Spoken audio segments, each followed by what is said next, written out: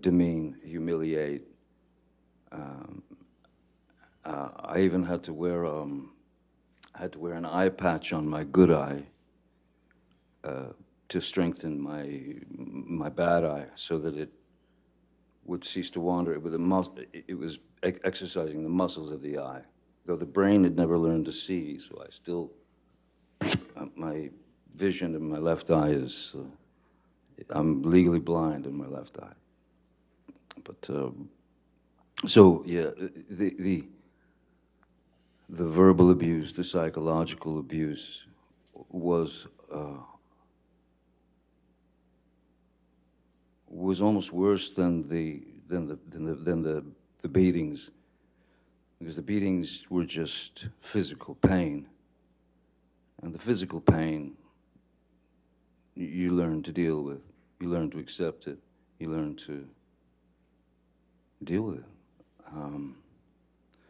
But the psychological and emotional abuse, that's what kind of tore us up, I think. What about your father? What was he like? My father was a very kind man. In fact, my father's still alive. He's a very kind man. He's a very quiet man. In fact, he's very shy. Not a confrontational person in any way. And when Betty Sue, my mother, would go off on a tangent toward my father, and of course in front of the kids it was no matter to her. He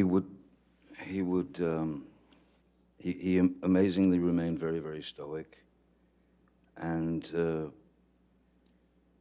never, as she was rationing him with horrible things,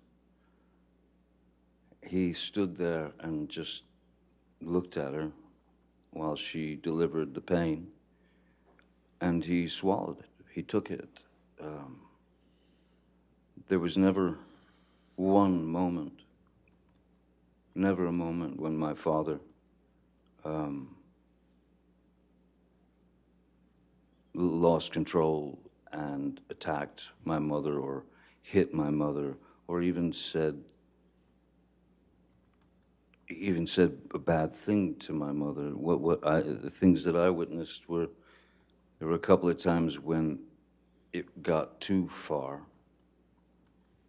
that I could see his eyes welling up as he was staring at her, saying nothing. And then the most that he would do is he would punch a wall. I once saw him punch a wall and shatter his hand because it wasn't drywall. It was proper concrete and steel wire and rebar and things of that nature. And but still, never touched her, never argued with her. He remained a gentleman, and to me, as a 5-year-old boy, I kept thinking to myself, I kept wondering why does he take it?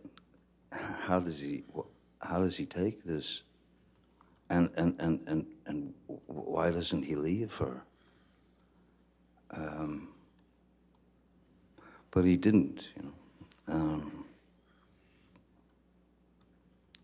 He was able to maintain his calm and his composure. He was able to maintain his relationship with his children. He was a good man. He is a good man. You mentioned that you saw your father punch a wall. How many times did you witness that? I mean, out of I couldn't count the amount of fights that they had, but I know that I've seen my father strike a wall 2 or 3 times tops. Once when he broke his hand. But yeah, 3 times at tops, you know. Was your father ever abusive to you or any of your siblings? No, my father was never. My father was not an abusive man. At the same time, my father was also, to some degree, at the mercy of Betty Sue, because if he argued with what she wanted done, that would just turn into another barrage of hatred towards him. So I can remember my father coming home from work, and maybe I'd gotten a bad report card, or maybe I'd gotten in trouble at school, or something like that. And my father would arrive home from work, and the first thing she would say was, "John, take him out there. He gets the belt. Give him the belt."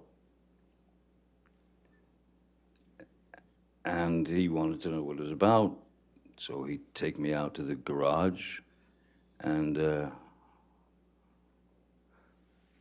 I'll never forget this white, thick leather 1970s era, thick leather white belt that he would take off, and then he would commence to inflict the punishment on me. But interestingly, there was one time when my father, I kept telling him I didn't do this. It was another incident. I kept swearing to him that I did not do what Betty Sue, what my mom had said that I'd done. But he went through with the punishment anyway. And then, not long after, he found out that I had been telling the truth and that I hadn't done what my mom had said that I'd done. And he came to me and apologized to me for having gone through with the whipping, you know, with the belt. And I have to say, my mom never did that. She couldn't. She knew what she knew. She was raised how she was raised. And I had no power to change what was inside of her, you know. How did your parents' relationship ultimately come to an end, to your understanding? When my father left, I didn't realize that he had left. He left for, I was 15. I had already left school, and I was a musician. I was playing in clubs and such. And he left for work one morning, just like every day, and was packing his car, and then he left. And then hours later, my mom, Betty Sue, came home from work. It was about 3:30 in the afternoon. And she walked in the door and stopped and just looked around like she felt something. And I said, "What's wrong?" She said, "Your daddy's gone." I said, "Well, yeah, I seen him leave for work this morning." She said, No, he's gone. And she ran into their bedroom and into their closet, and I followed her, and she opened the door, and there was his rack of clothing and all his belongings were gone. And she was quite upset. And I took her car and drove to my father's work. And I sat down in front of him at 15 and I said, listen, seems as though somebody stole all your clothes out of the closet. And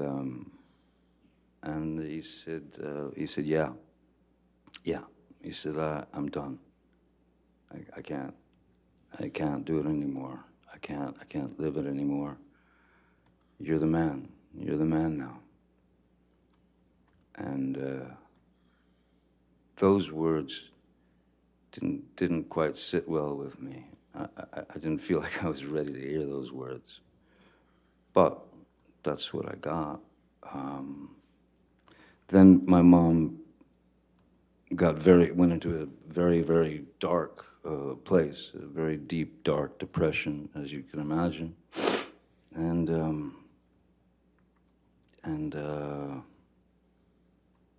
she, one afternoon, I woke up. I'd fallen asleep, and I woke up and walked out into the living room, and I saw my mother, like very feebly, and like almost, it was like a slow motion crawl. If I could stand up, I could show you just what I saw. Do you mind? No, you can stand up. Thank you. I saw my mother, you know, in that mode. So instantly, I knew that something was dreadfully wrong, and there's drool coming out of her mouth. And as I was about to run and call, the front door busted open, and my uncle and two paramedics came in and threw her on the gurney and whisked her out of the house to get her to the hospital to pump her stomach. She had swallowed a multitude of pills to try to take herself out, to try to commit suicide. And when she got out of the hospital, she was a small firecracker of a woman. She was about 5'2". But when she got out of the hospital, the depression was so deep, she was down to, like, she lived on the couch and she weighed about 70 pounds. And that, all that imagery spun into my head at that time, that I thought that was in my head at the time, I thought that that was a cowardly way for my father to have left. And I was deeply upset by that. Until my father and I had a conversation years later, where I asked him what really happened, how did it happen when I was older, and he told me the story. Your Honor, may we approach? Sure.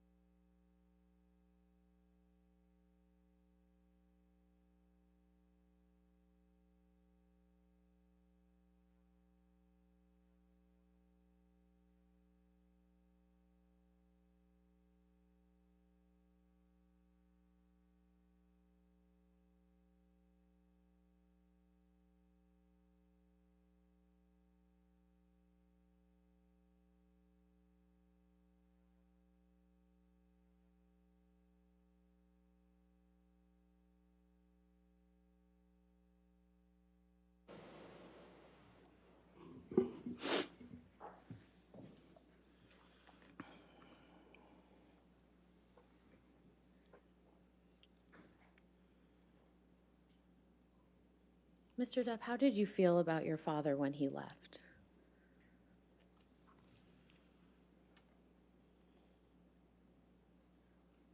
I would, I was, I was, I was very disappointed in him because I started to believe that his exit was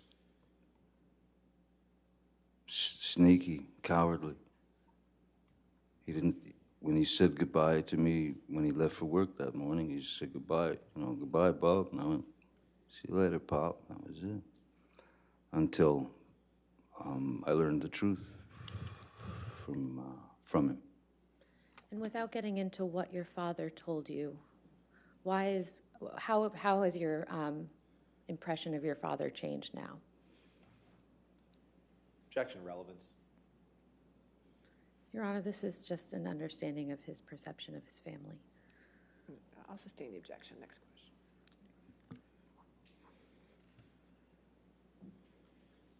Mr. Depp, what have you learned from your experience in your childhood and observing your father in your childhood?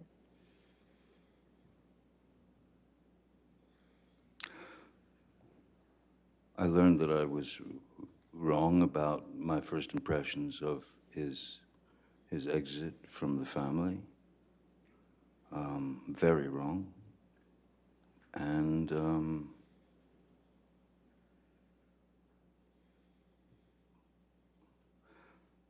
I'll tell you one thing that I learned that was one of the best lessons I believe I've ever learned in my life, ever could learn in my life, was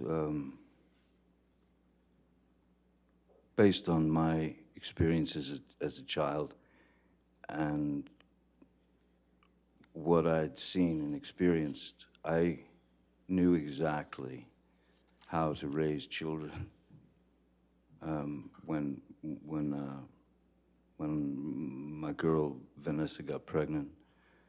I knew exactly how to raise children, which was to do the opposite of what they did, of what Betty Sue did. Never raise your voice in front of the children, never.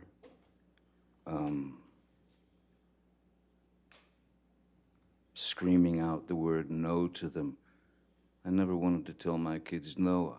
I wanted to tell them that I wanted to show them that there were options. You don't have to stick the coat hanger in the electrical socket.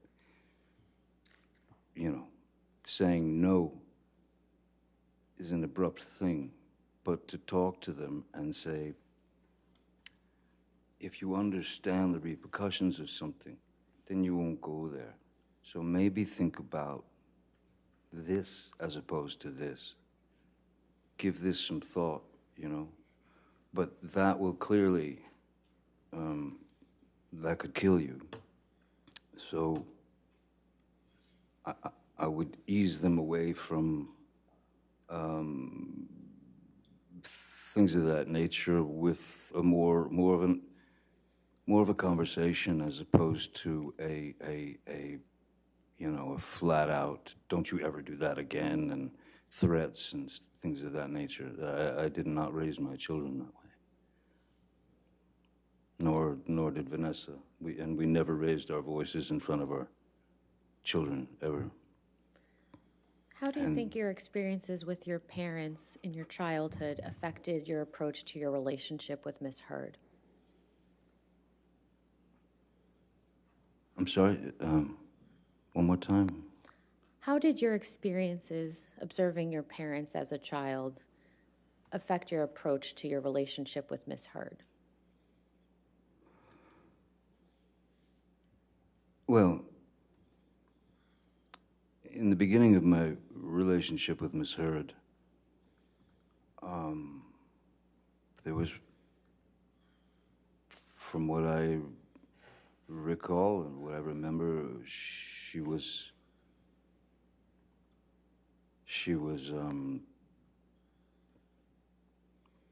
it was as if she was too good to be true. She was attentive, she was loving. She was smart. She was kind. She was funny. She was understanding. And we had many things in common, certain blues music and, well, music, literature, things of that nature. So for that year or year and a half, it was amazing. There were a couple of things that, I don't know, stuck in my head that I noticed that I thought might be a little bit of a dilemma at some point. For example, I worked quite a lot, and when I would come home from work, I would come in the house or the hotel, and she would sit me down on the couch and give me a glass of wine and take my boots off, set them to the side, and I'd never experienced anything like that in my life. I just never thought that was, I just never experienced that before. And it became a regular thing that she did, this kind of routine. And I remember one night I came home from work, and I think she was on the phone or something, and or busy. She was doing something, and so I sat down on the couch and I took my boots off, and suddenly Miss Hurd approached with this look on her face that she just said, "What did you just do? What did you do?" I said, "What do you mean?" "You took your boots off." I said, "Yeah, yes, I did. You were busy, you know." No. That's my job. That's what I do. You don't do that. I do that." "Okay, all right then." And then she said, "Let me get you a glass of wine." And she brought me the glass of wine. But I did take pause, of course, at the fact that she was visibly shaken or upset that I had broken her rules of routine. I thought that strange. And then once you notice something like that, then you start to notice other little tidbits and things that come out. And then within a year and a half, she had become this another person almost. Mr. Depp, we're going to talk about Miss Hurd in a couple minutes, but I'd like to first talk about your career in Hollywood. And so could you please tell the jury how you ended up acting in the first place? I ended up acting by accident. I was a musician, and I'd moved out to Los Angeles with my band when I was 20 years old. And then there were a couple of things that happened in the band where the band split up, and I remember I was filling out job applications, and then Nick, with a friend of mine who happens to be, he was an actor, less known then than he is now, Nicolas Cage. And I was filling out job applications at any, video stores, clothing stores, anything, just to be able to pay the rent. And Nick Cage said, why don't you meet my agent, because I think you're an actor. I think you could be an actor. And I said, look, I'll meet anybody, I'll do anything at this point. And so he sent me to his agent, Eileen Feldman, and I met with her. She sent me to read for a casting director named Annette Benson, who was casting a film called The Nightmare on Elm Street. And they brought me back to read for the director, Wes Craven. And I read for Wes Craven and somehow got the job. But I mean, I was by no means an actor. I didn't have any desire to be an actor. I was a musician. But the fact that these people were going to pay me what I found to be a ludicrous sum of money, which was it was kind of the SAG minimum.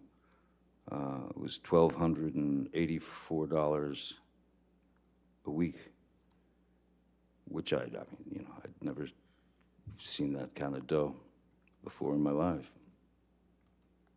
And so I suddenly, you know, and then I did some other couple of dumb movies because I still, in my mind, I was a musician, and this was just a way to pay the rent, pay the bills, live. Then suddenly I found myself on that road. I had been placed on that road as an actor, and then one thing led to another, from film to film, and then I was cast in a TV series called 21 Jump Street when I was 22, I believe. Mr. Depp, between the time that you were cast in Nightmare on Elm Street and you were cast in 21 Jump Street, how did you enjoy acting during that time? It was foreign to me. It was foreign to me, but I didn't have any great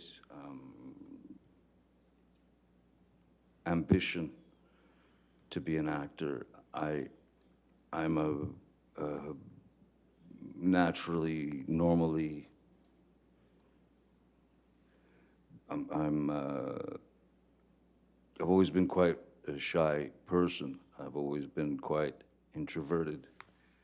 And so there was a very strange metamorphosis from being one of four, that is to say, one of four in a band where you have this fraternity or this brotherhood, and you're out there fighting the world together to try to get that record deal or whatever you're looking for.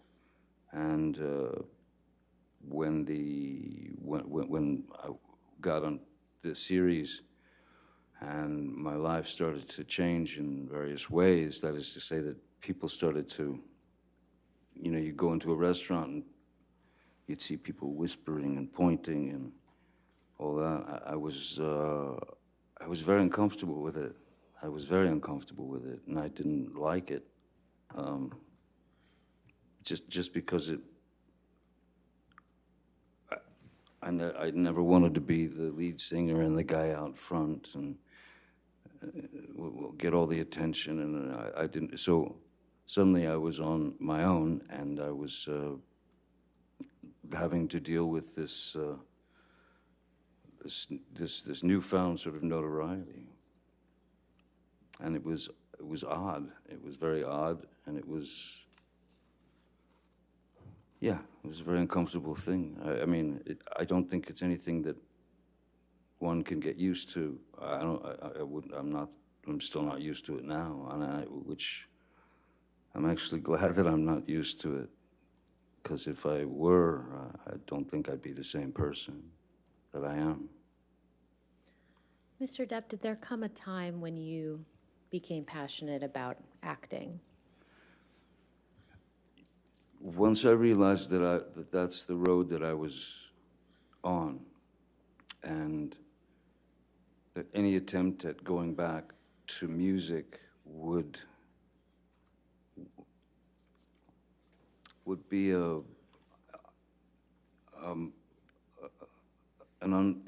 not would have been, I hated the idea that since the television series had come out and I had been exposed as this character or this actor,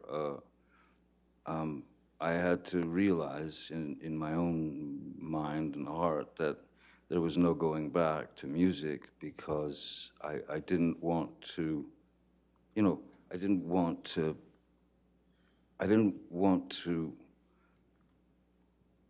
use whatever amount of success that I had attained from the TV series and that sort of thing. I didn't want to use that to influence, you know, some career in music. I had far too much respect for music than to just become what they wanted me to become, which was a, you know, teen idol or a teeny, you know, that sort of thing. I fought that with everything in my being. So once I realized that music was no longer an option, then I began to study at various places. You know, the Loft Studio, which is now long gone, in Los Angeles. I studied with some other teachers, Saunders Seacat.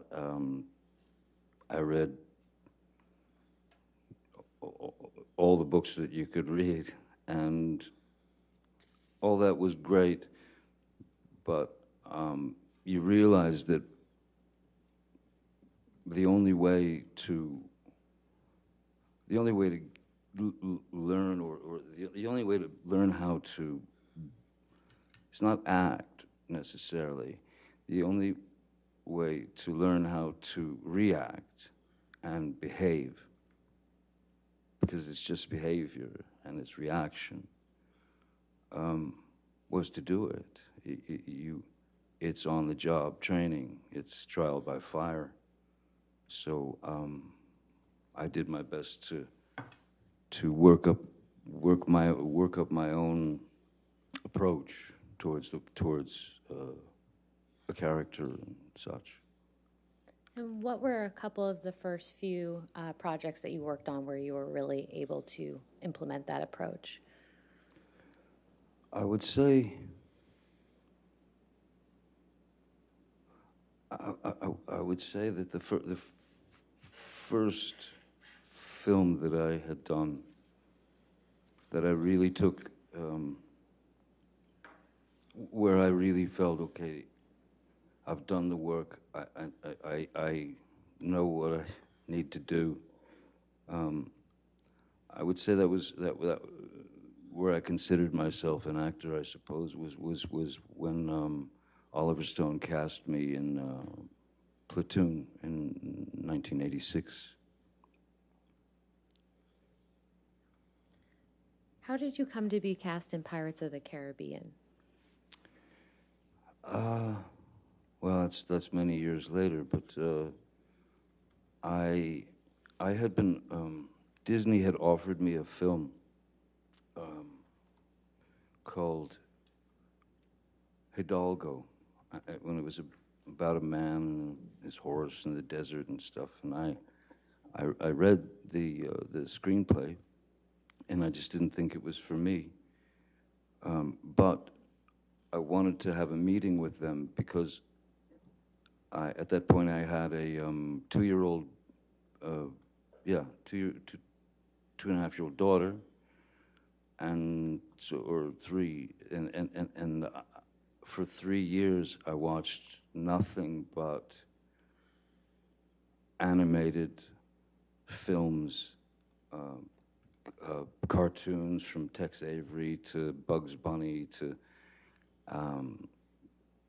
that was all I watched with my little girl, and I received the screenplay for Pirates, and it was somehow in my mind I saw this opportunity, like a way to mesh characters like cartoon characters. For example, Wile E. Coyote gets a boulder dropped on his head, and he's completely crushed. But they cut to the next scene, and he's just got a little bandage on his head. So I started thinking about the parameters that were available to cartoon characters, and if they were available to cartoon characters, and nobody ever asked a question, whether you were 5 or 95, you didn't ask a question. Oh, Wile E. Coyote, of course he's still alive. So I tried to incorporate these kind of ideas into the character of Captain Jack Sparrow, so that so that I could try to push those parameters and control the sort of suspension of disbelief, to be able to control the characters' actions, words, movements, and put them in a place where the things that he would do or say were so either ludicrous or mainly something that also something the cartoon characters can get away with things we can't. Captain Jack Sparrow can do things that I could never do. He could say things that I could never say. So it was, for me, a way to stretch the parameters of a character and take a risk in doing that. But if it panned out, and I felt I was on a pretty good mission. If it panned out, I thought that it might be a character who would be accepted by 5-year-olds and 45-year-olds and 65-year-olds and 85-year-olds, and in the same way that Bugs Bunny is, You mentioned that, believed. you mentioned that you received the script. When was that? I'm sorry? When did you first receive the script for Pirates of the Caribbean? The first screenplay I received was 2002, I believe. Yeah, 2002. And what did you think of that script when you received it? I thought that it had all the kind of hallmarks of a Disney film. That is to say, a kind of a predictable predictable 3-act structure, and the character of Captain Jack was more. He was more like a swashbuckler type that would kind of swing in shirtless and, be the hero. And I had quite different ideas about the character, so I incorporated my notes into character and brought that character to life, much to the chagrin of Disney initially. Now, when you say you made changes to the character, how did you do that? Just in preparation, the very same way that I've ever approached any character. You look for a back history. You base it on, it could be anything. Like Edward Scissorhands, for example, I based on a dog that I'd had and newborn babies. My sister had a couple of new babies, and I watched them, and because I thought that Edward would see things from the sort of from a place of innocence, and not knowing exactly what things meant or were, and also that look of a pure, innocent child when they experience something for the first time. Those were the two main ingredients that I thought would serve the character. And with Captain Jack, again, the cartoons, you know, the Pepe Le Pew. It's like making a soup, you know. It's ingredients. It's just ingredients. There's some Pepe Le Pew in there. There's some Keith Richards in there. There's a bit of you know, I figured this is a guy who's been on the sea for the majority of his life. Quite possibly his brains may have been scrambled a bit by the sun. And also I thought that he'd been on the sea for so long that he had his sea legs, but when he got on land, he just didn't have his land legs. So he could never quite stand still. How did the film ultimately turn out in your view? I didn't see it. But I believe that the film, well, I mean, the film did pretty well, apparently, and they wanted to keep going, making more, and I was fine to do that, as there's great freedom in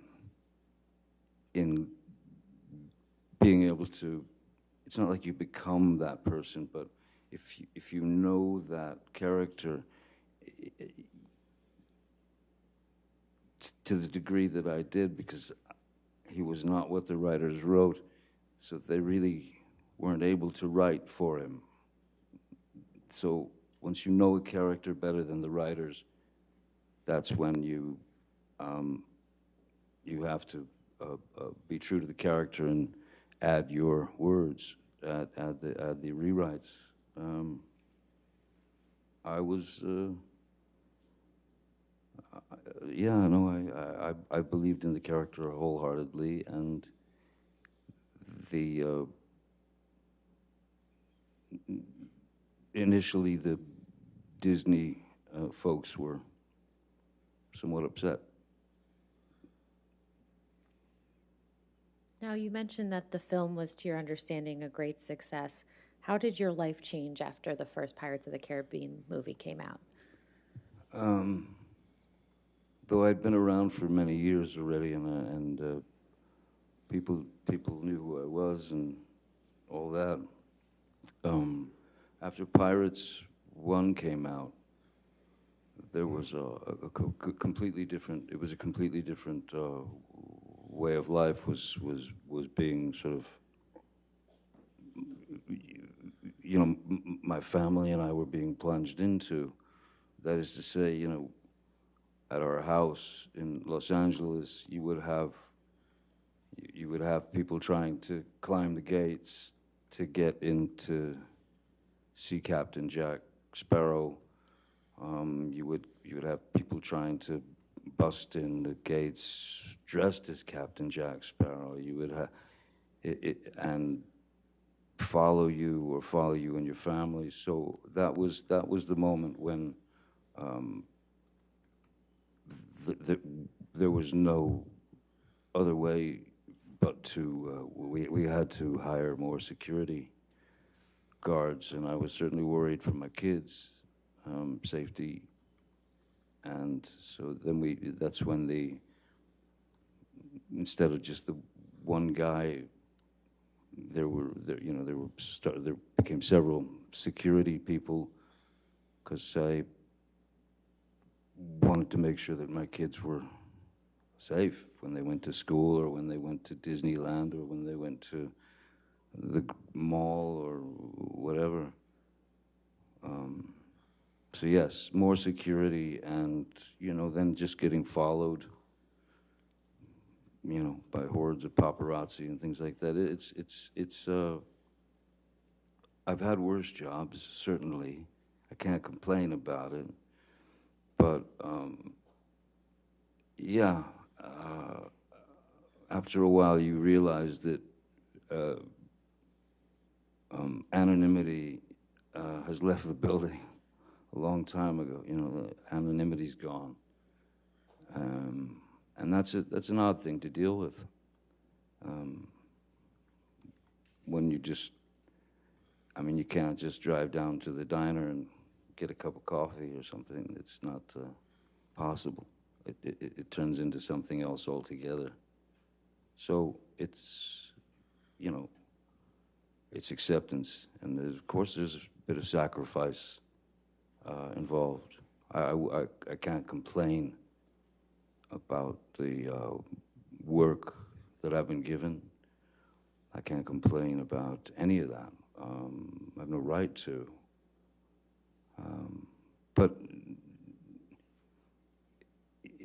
it does make you have to think very creatively when you've got little kids about how to take them to the park or, to the swings or to the this or that or movie or, it becomes a strategic mission. And that's what happened after Pirates. Now, you mentioned your family. Who did your family consist of at that time? Vanessa, Parody, the mother of my children, who we were together for 14, 15 years. Myself, our daughter Lily Rose, and our boy Jack. Now, you mentioned hiring more security. Did you already have a security team at the time that Pirates of the Caribbean came out? Yes, because there'd been more films prior to that. I mean, a number of films prior to that. So,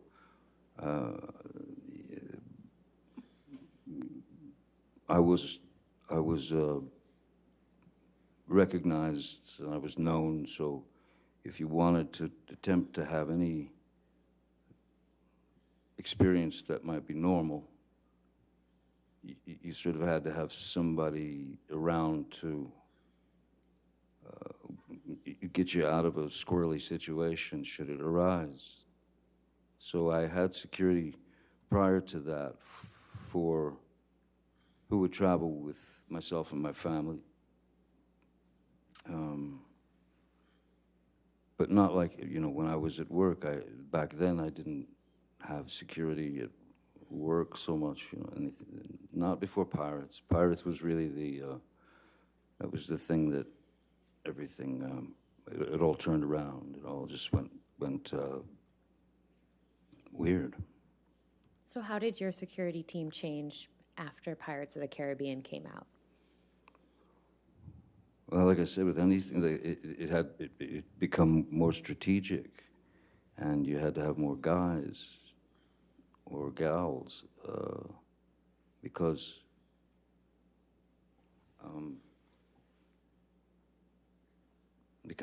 if Vanessa, for example, she worked in France quite a lot, and if she was in France, and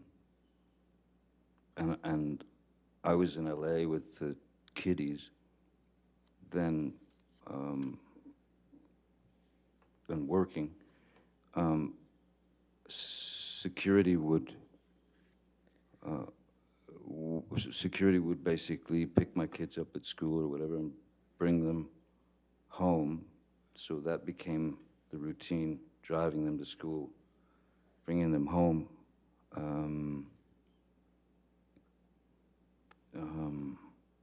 So yeah, and then if I went somewhere, it just, the security guards kind of multiplied because you needed to protect your street, your house, your kids. Endless. So after Pirates of the Caribbean, who has been on your security team? Jerry Judge was with me for, oh boy, over 20 years.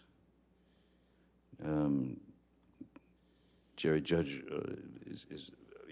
we've mentioned it before. It was a year or two ago.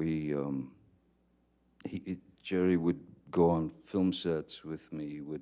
He would do reconnaissance missions. You know, that is to say, he would go to a country before we would go there, make sure all the hotel rooms were all taken care of and such. Or when I went on tour with, say, the Hollywood Vampires, which is a band that I played with, he would come on the road with me with another security guard. So there was Jerry Judge, there was Malcolm Connolly, who's been with me for 20 years or more, Leonard Damian, Sean Bett, Travis McGivern, Mark Gibbs. I mean, there are a few. Are all of these security personnel still with you today? Jerry has gone on to somewhere else. Jerry passed away from cancer, so Jerry made his exit. But the majority of those, no, I believe all of those fellows are still with me, yes. When did Mr. Judge pass away? I believe it was two years ago, roughly. Maybe a little less than 2 years ago. Now I'd like to go through a couple of the names that you just mentioned. What is Malcolm Conley's purview in the realm of your security team? What is his role? Exactly, yes. Well, now that Jerry is, Jerry and Malcolm had worked together for a very long time, so I'd met Malcolm through Jerry.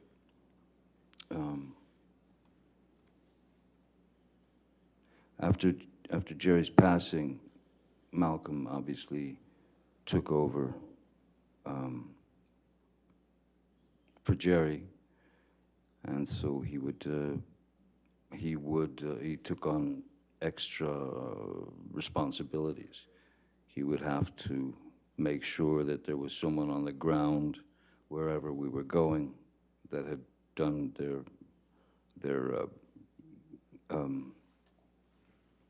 recon, you know, the reconnaissance, and to make sure that everything was set up by the time we got there, and that it would be a straight shot into the hotel without a gaggle of paparazzi. You know, you didn't have to walk through 50 screaming, hollering photographers. So, you know, you'd go in through a garage door and through a slippery kitchen, and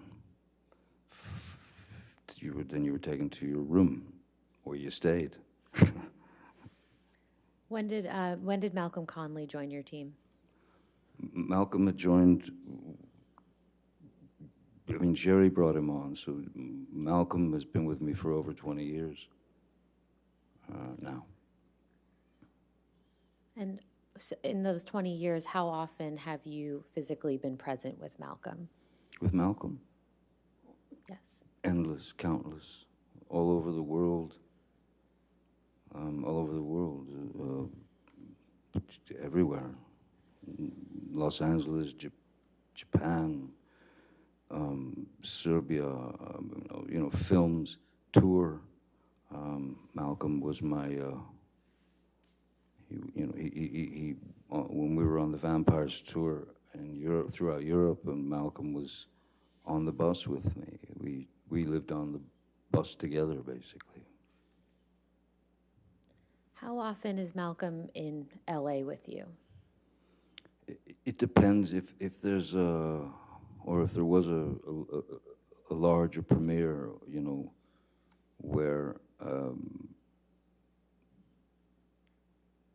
you know, where it had to be worked out so that it didn't turn into a chaotic and/or dangerous event, because sometimes there are, between you and the people, there are these barriers, and sometimes the professional photographers or the professional autograph people will surge forward, and in the front rows of these, behind these barriers, you have little kids and older women and older men, and so when the professionals would surge forward, these people would start getting kind of crushed against this metal deterrent, and that was the most worrisome thing when you're at a premiere and there are thousands and thousands of people there, and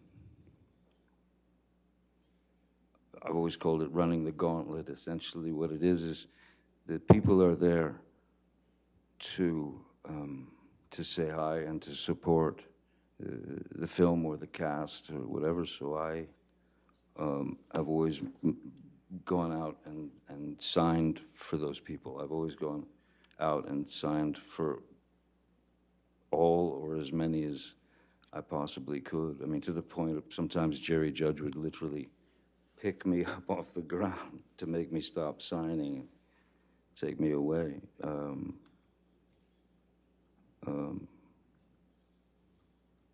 So,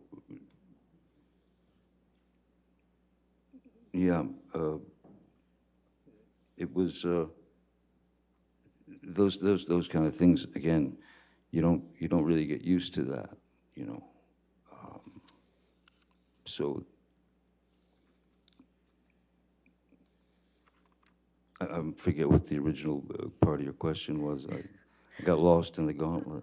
I'll move on. What about Well, Sean Bett? How long is? You want to go ahead and take a break now? Would that be okay for That's afternoon break? fine. That's Let's- fine. Why don't we go ahead and do that? Ladies and gentlemen, we'll go ahead and take our afternoon break. Please do, we'll take 15 minutes. Do not discuss the case and do not do any outside research, okay? Thank you.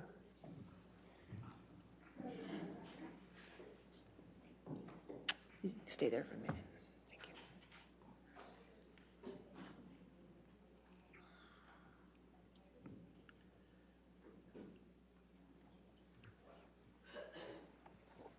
Thank you.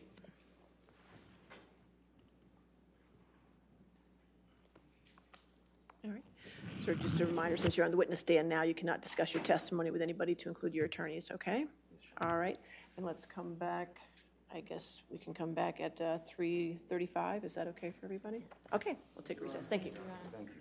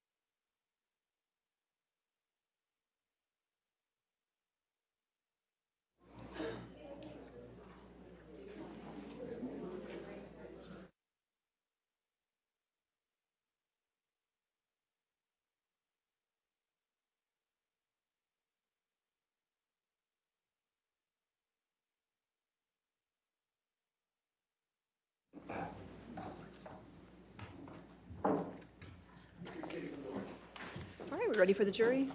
Yes.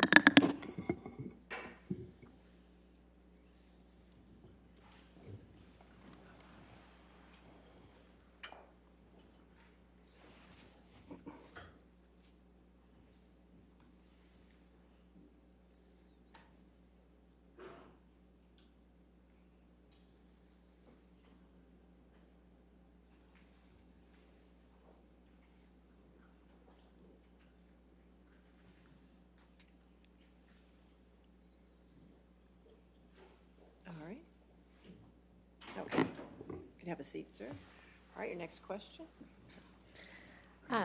Mr. Depp, I'd like to just briefly go through the security personnel that you just listed out before we took a break.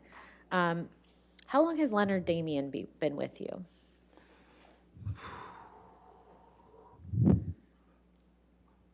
My kids are now 20, 23. Leonard Damien's been with me, I believe, roughly the same time as Mr. Bett, somewhere in the neighborhood of 16, 17 years.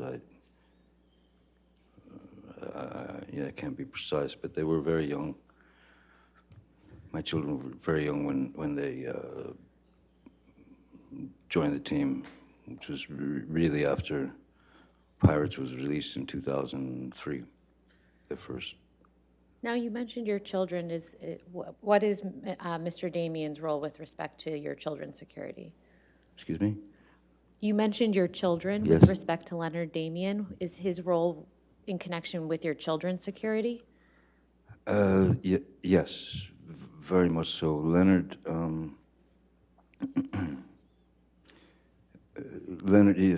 Damien and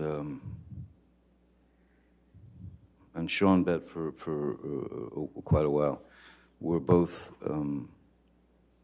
sort of assigned, as it were, to my kids, taking them to school, picking them up from school if Vanessa and I were unable to do it, or even if we were there, we would drive with them to take the kids to school. And over the years, obviously, your children, my children have taken quite a shine to them, and they've become like another set of parents in a way. And how long has Travis McGivern been with you? Travis, I believe, a little bit less than that. I believe. I couldn't really speculate. If it's a little less, maybe it's 13 years, or I don't know.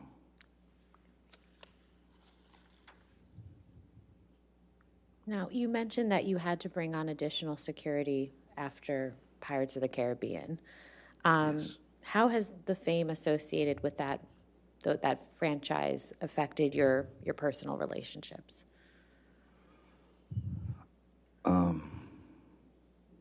Again, I would never complain about the repercussions, let's say, or the repercussions of the success of that film.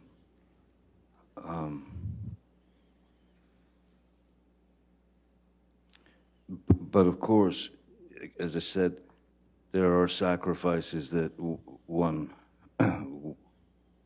has to make.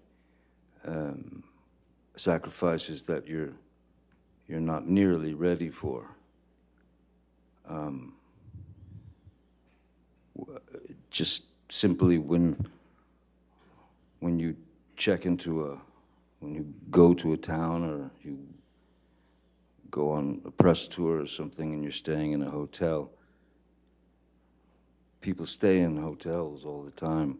I stay. I stay in the hotel. We've found that it's just a lot easier if I stay put in a hotel and not kind of, again, especially if it's with the kids or something, I don't want them to, I've never wanted them to see me as a novelty. I just wanted to be dad, you know. Now, they're well aware of a lot, and they're well aware of pretty much everything. But no, you know, when you get recognized wherever you go, the basic truth is it's pretty simple. People are generally kind and curious, and if they've grown up with you in their living room, from a television series or from various films that they've seen, there's nothing menacing about being recognized. Sometimes there can be. Sometimes people can get weird, but we've found that it's just it's better all around if I stay in my hotel room and don't go out to too many restaurants or anything, because it generally causes a bit of a hubbub. If you go to a restaurant, someone calls the paparazzi, and you go in for a meal, and you come out, and there's 30 guys out there. It can be a little overwhelming. It's not something. I think I said it before. It's not something that it's not something that I've ever gotten used to, and it's something that I hope I never get used to. Because I don't think of myself in those terms. I used to be Johnny, if that makes sense. I used to be Johnny, and then my name, full name, which I honestly find still, it's difficult, it's uncomfortable to say my own name, because when I say it, I hear the commodity, I hear the product. So I went from Johnny to Johnny Depp, and then that name, with that name, Johnny Depp, and some image was cultivated. Certainly not by me, but the media, especially in those days, they must label you. They have to give you a label. And labels are one of the things that I've fought vigorously with regard to my work. I never wanted to be the poster boy. I never wanted to be the. I don't have, you know, I'm not built with that kind of hubris. I don't have that kind of confidence. I can do virtually anything playing a character. I can become the character in my work, and that character may be able to spit out 100 words a minute, but me, myself, Johnny, I cannot. So therein lies the difference, you know. Mr. Depp, other than acting, what other artistic pursuits do you have that may be a little less known to the general public? Well, I've remained a musician. I've been a musician. I started playing the guitar when I was 12 years old, and that saved my life because I locked myself into in my bedroom at the age of 12, listening to records, moving the needle back, and then learning that piece, and then learning it again. So, so much so that I don't remember. I have no memory of going through puberty. I was just playing the guitar. I was obsessed with my guitar. Any other artistic pursuits? I've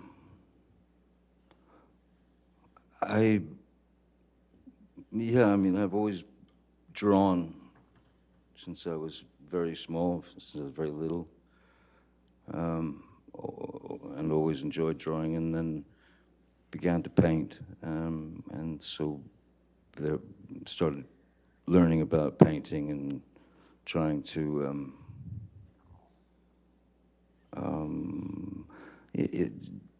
I suppose different ways of expressing oneself, different ways to release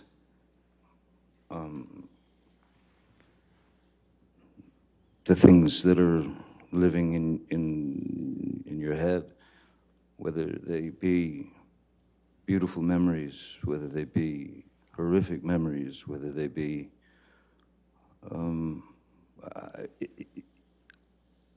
I have I need to create. It's a need. It's a. Of course, I want to create as well, but I actually need to create because I need to summon whatever it is that I need to summon, to whether that's within a film or a painting or a guitar note. All of those things should come from a place an organic place, a place of truth. Because if they don't, well, then you're just lying, aren't you? Every bit of truth, a person doesn't have to say anything on film. What's important is what's behind the eyes. And if they do say something, what's important is not necessarily the words that they say. It's very easy to say, I love you, but what brings it into the realm of truth is what's underneath it, what's not being said, the subtext, if you will. So, any artistic or creative venture, any film, anything that I do, that's where I'm coming from. That's my approach. Mr. Depp, you mentioned words, and I think the jury has already seen some words that you've written in text messages. Yes. Can you please tell the jury a little bit about how you write? Certainly. When I was young, when I was about 12 years old, my elder brother, Danny, walked into my room and ripped the Peter Frampton record off my record player, threw it across the room, and said, "You got to stop listening to this stuff." And he put this record on, and it started, and I'd never heard anything like it. It was called Astral Weeks by Van Morrison. So I'm a kid, 12 years old. So my brother had turned me on to Van Morrison, then he turned me on to soundtracks like Clockwork Orange or Last Tango in Paris. He turned me on to books by Jack Kerouac. He turned me on to books by Ginsberg, Philip K. Dick. Salinger. The whole James Joyce, the whole Hemingway, the whole thing. So I became very interested in vocabulary and the unique voices of these writers. And then I started reading people like Tom Robbins and Hunter S. Thompson, and then ended up becoming very close friends with Hunter Thompson for the last 10, 12 years of his life. And Hunter's writing, of course, because of the amount of time I spent with him, it has influenced my writing greatly. Hunter was known for inventing a thing called gonzo journalism, which is it's the author putting himself in the situation as opposed to writing it from the author's point of view. He writes it with him in it. And there are great embellishments, and embellishments are great sort of ways that he would twist things and express his feelings, and so he became a huge hero, of course, to me, and a great friend. In my texts and in my emails, or sometimes just even in my writing, you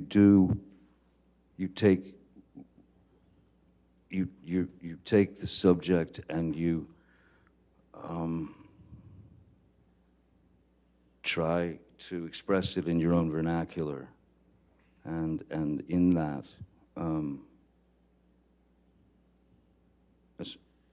for example, with the text messages that I apologize that everyone's had to experience. I am ashamed of some of the references made. I'm embarrassed that at the time, the heat of the moment, the heat of the pain that I was feeling, went to dark places. There is no, if you're writing, there is no set place that you have to stay in. You can travel, and sometimes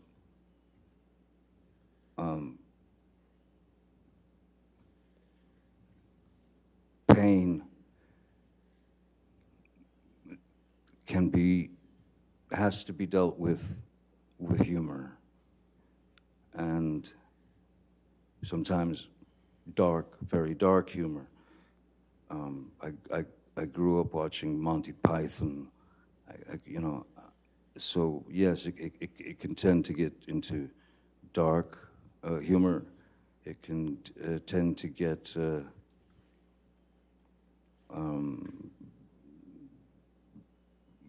words are used that for emphasis,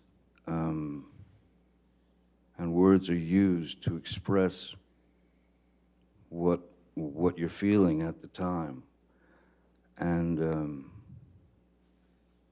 it's just like growing up. You learn from those mistakes, you learn from those things, and you move forward, you know? And that's how you start to understand your own vernacular and what's important, you know, what's necessary and what's not necessary. I tend to be quite expressive in my writing, and after after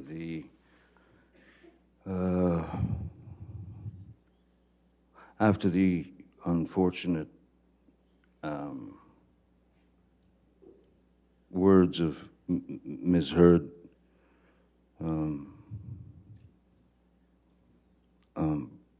made their way into my heart and my head.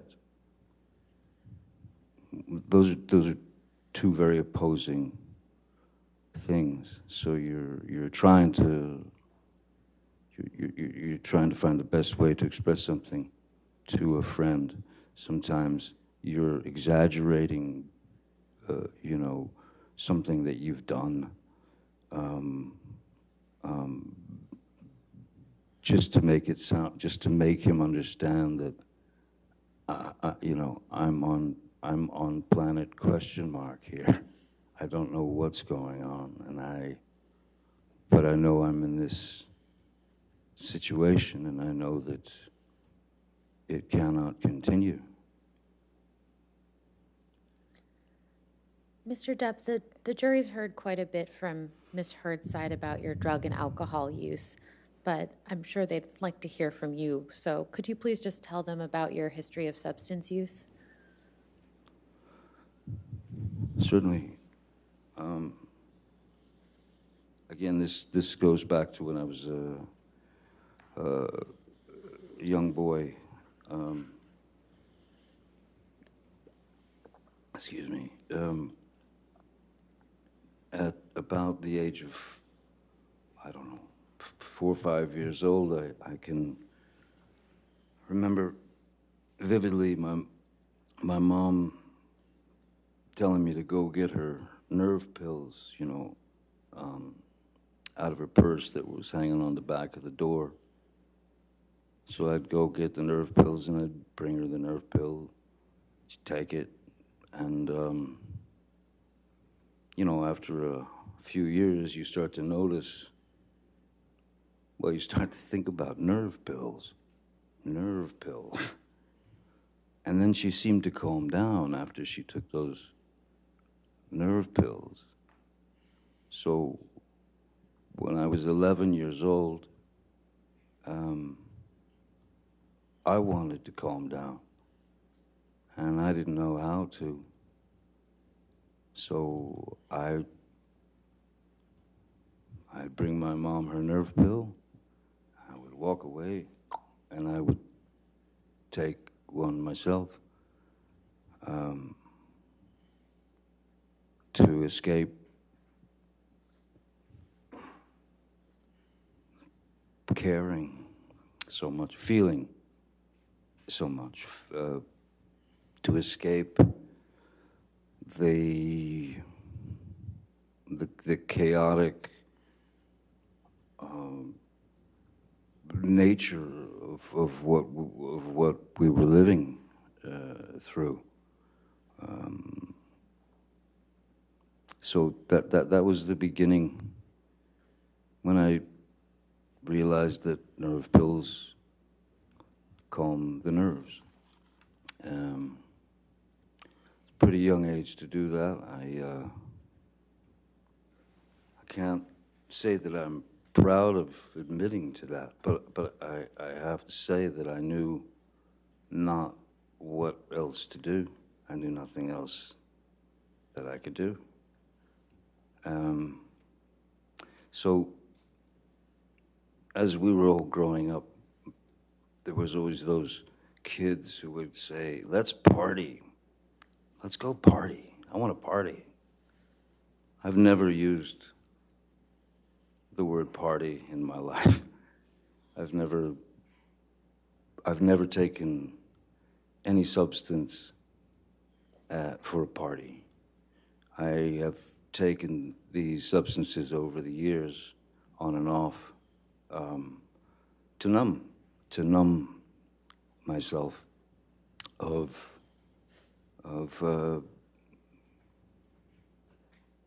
the ghosts, the wraiths that were still with me, and from my youth. So I needed, yeah, they were everything. It was just self-medication. One of those get me out of here moments, and you know, where you want to escape from is your own brain, your own head. How often have you used substances throughout your life? Having started with my mother's nerve pills at 11, of course, you know, that's around the age that you're introduced to marijuana, you're introduced to, and also depending on where you're living and who you're associating with, and who's around the neighborhood. I wasn't shy to try a substance to see if the effect of it would maybe even take a bit more of the edge off. So I started at 11, and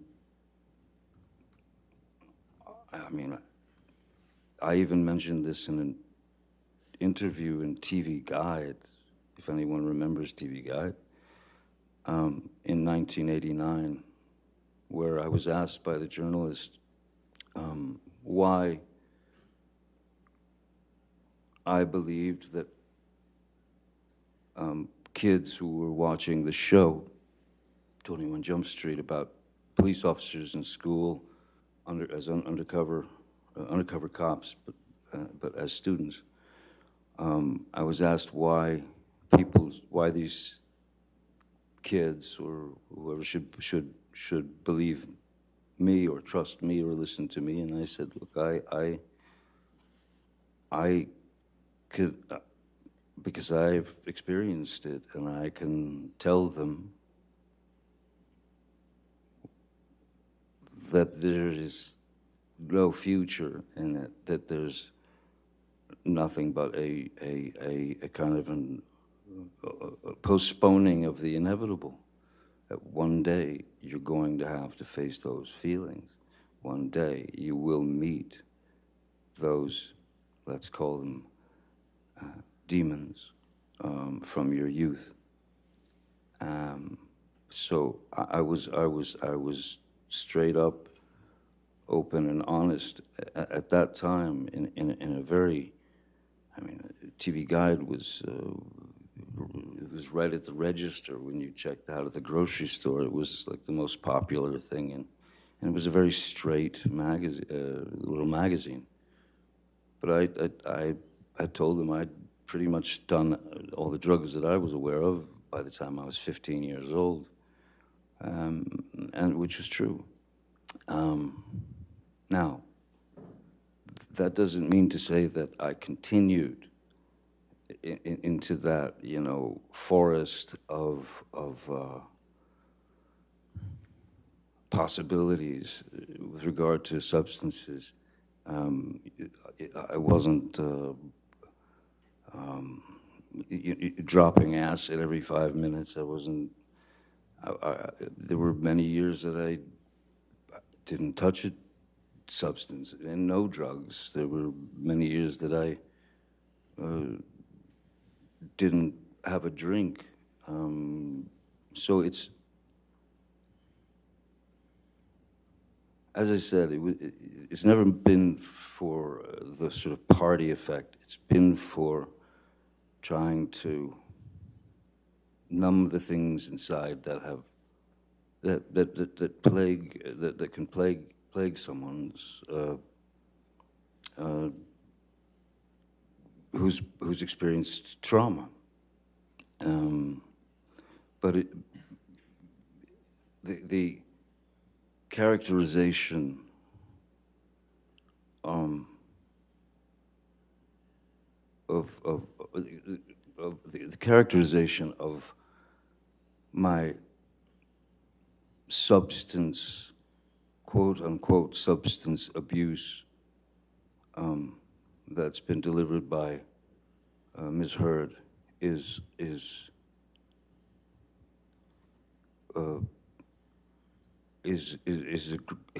grossly embellished, and I'm sorry to say, but a lot of it is just plainly false. I think that it was easy. It was an easy.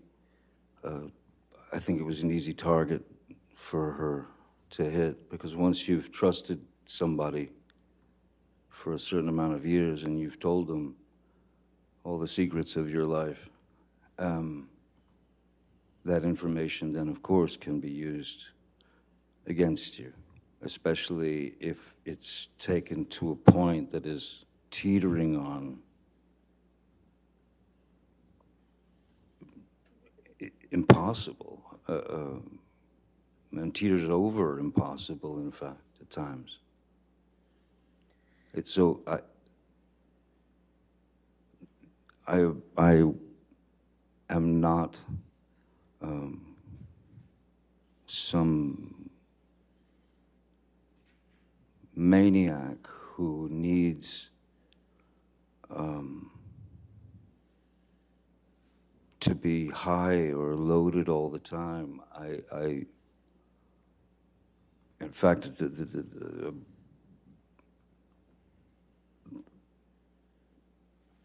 in Australia, from before Australia and in Australia, I had been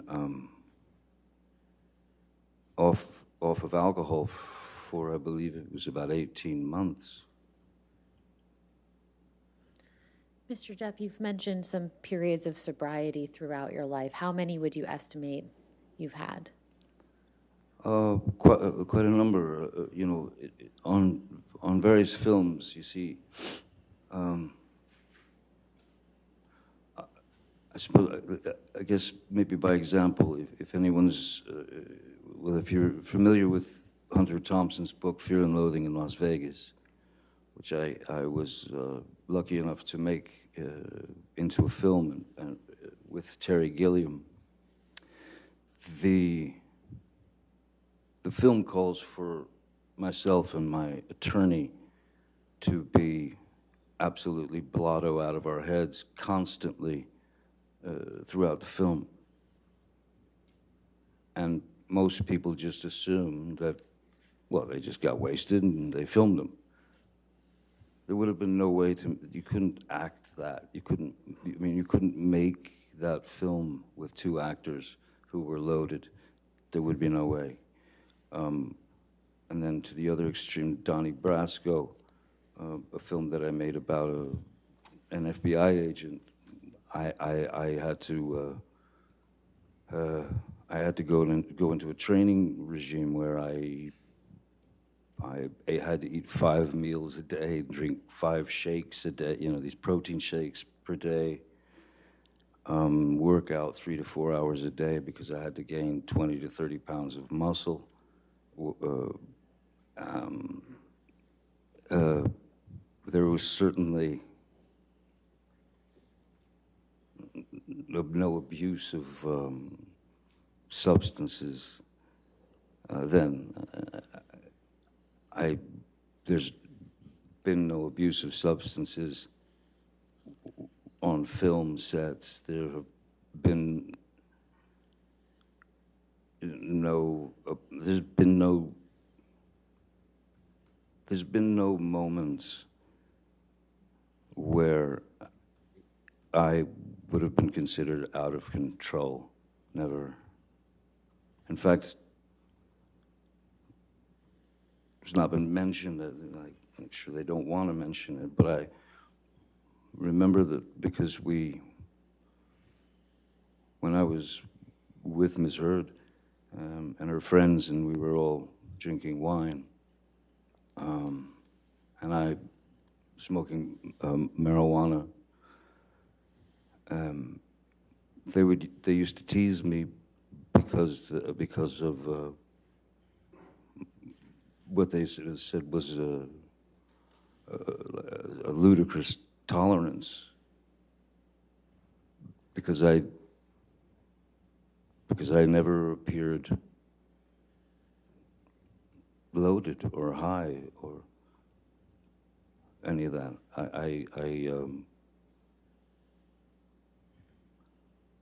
Even if I felt a little spinny, no one would have ever known.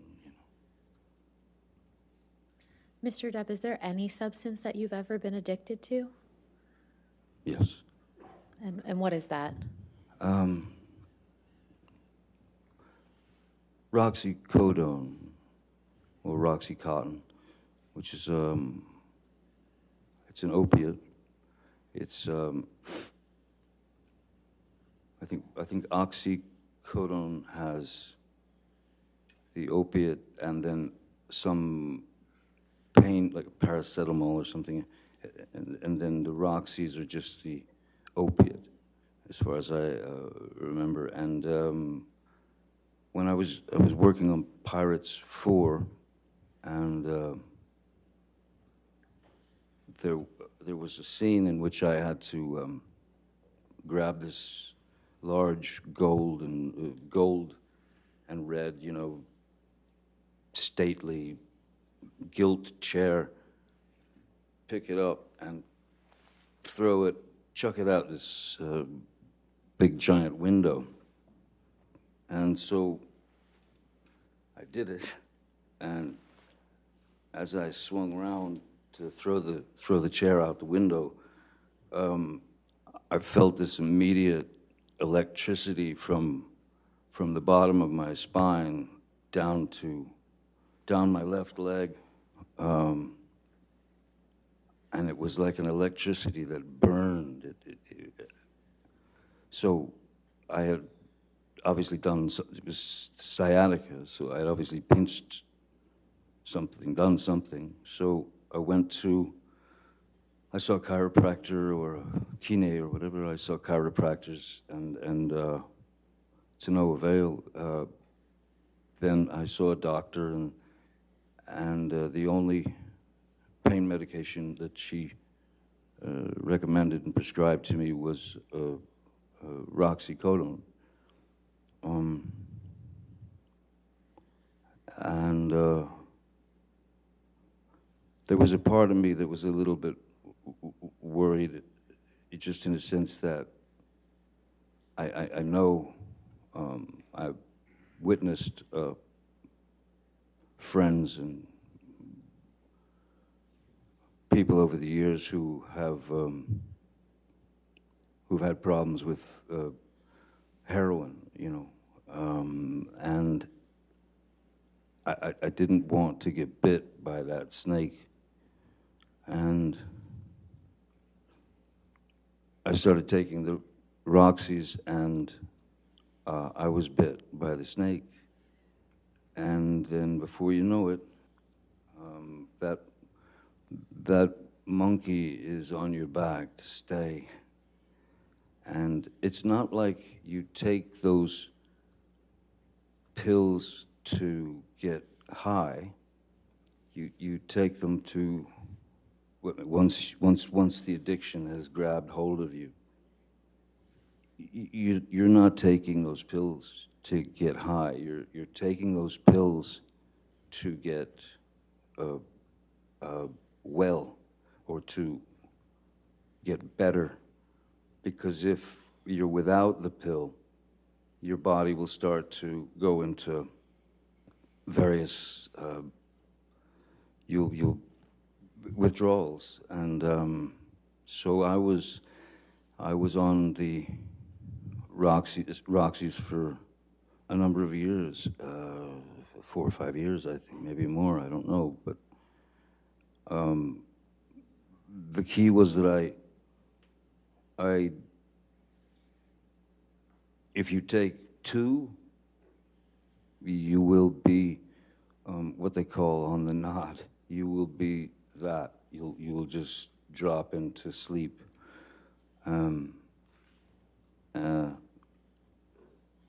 So, yes, I didn't like being dependent on these pills. I didn't like being dependent on a drug that you'd take only so you wouldn't get withdrawals. That's what it becomes. It's like a junkie. The reason why so many, well, now there's a huge fentanyl problem, but the reason why junkies generally, why they end up overdosing, is because they're looking for the first high again. And you don't get that. You don't get your first high again. So what do? You up the stakes and you put more, you take more. And that's what makes that's what makes things go dark for them. Because they overestimated the amount that their body could tolerate, and they go blue and they die. So, yeah, didn't want that. Mr. Depp, do you have an estimate as to what year you started taking the opiates that you just described? When 2000, or excuse me, it was Pirates. Bless you. 4, I believe. Pirates 4. No, it was Pirates 4. Rob Marshall directed it. I don't know what year that was. Maybe. I actually don't. I have no idea what year that was. Was it before you were in a relationship with Miss Heard? Yes. I believe so. And you didn't detox, and you detoxed from those opiates during your relationship with Miss Heard. Is that right? Yes. Yeah, so of course, yes. So they must have, yeah, they did come around prior to my meeting Miss Heard. After you detoxed from the opiates, have you ever taken any opiates ever again? No, I can't. That's no.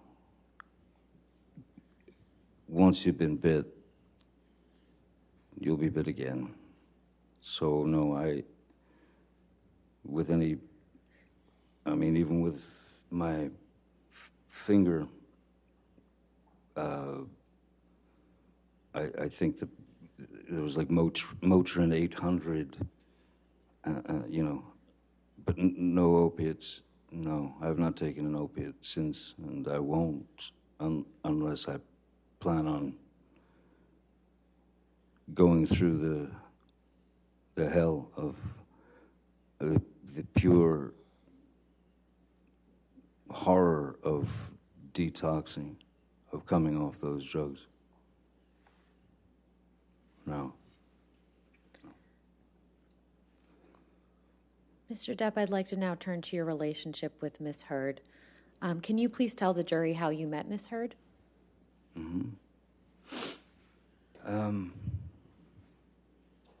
2000,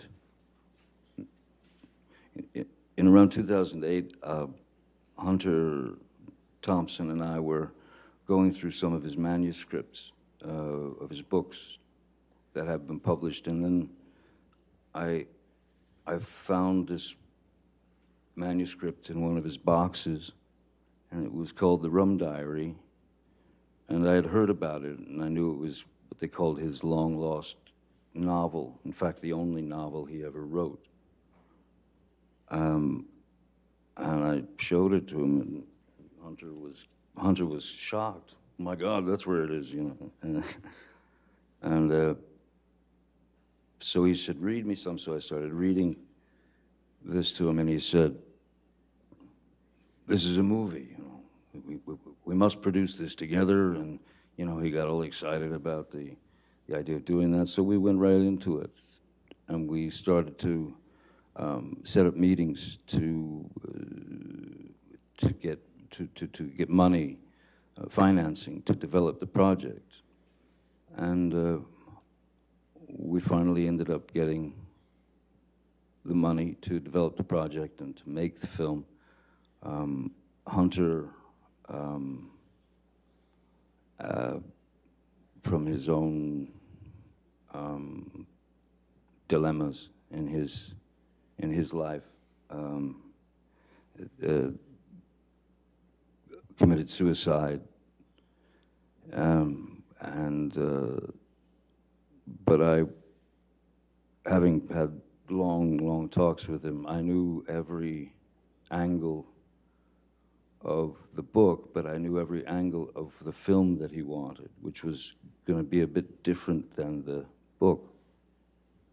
And Bruce Robinson, who was a great writer-director, directed a film called With Nail and I and How to Get Ahead in Advertising, was the one director that Hunter and I talked about. And so I went to Bruce, who was a friend of mine, and I ripped him out of retirement because he never wanted to direct another film again.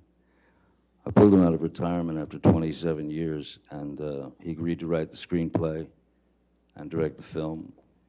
And we proceeded. During the auditioning process, Bruce was, before that, Hunter had very specific ideas of what these characters should be. Bruce had been auditioning girls or women for the role of Chenault in the film, and there were this sort of starlets that were up and coming, or there were some that were well known and things of that nature. But you know, one of the things that Hunter was very against was stunt casting. That is to say, put a bunch of very famous people in a movie and we'll let them go, and then hope for the money in the end. So Bruce had asked me. He said he had been auditioning this one particular actress named Amber Heard. He said that he'd auditioned her 5 times, and he was